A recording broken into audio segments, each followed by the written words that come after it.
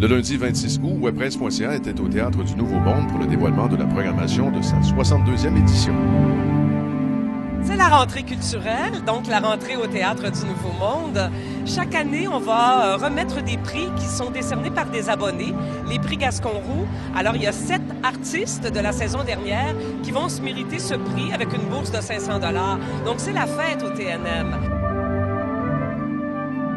J'ai gagné le prix interprétation masculine pour mon rôle de Béranger dans Le Roi Sommeur de Ionesco. Et je suis vraiment content. C'est vraiment...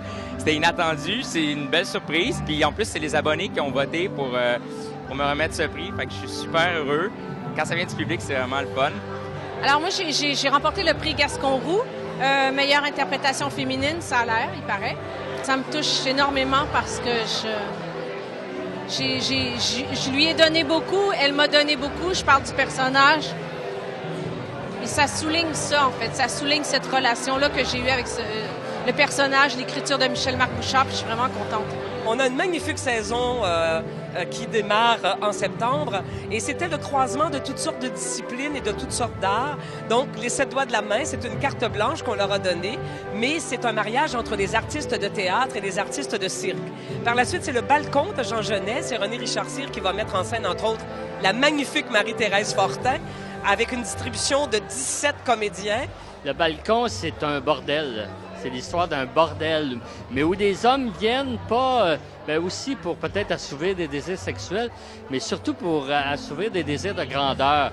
Donc, c'est-à-dire qu'ils viennent là pour se prendre pour un évêque, ils viennent là pour se prendre pour un juge, pour un général. Mais à l'extérieur du bordel, il y a une révolution, puis ça va, comment je dirais ça? Ça va mettre le bordel dans le bordel. Ensuite, c'est Icare, une création des 4D Arts, Michel Lemieux, Victor Pilon et le théâtre virtuel.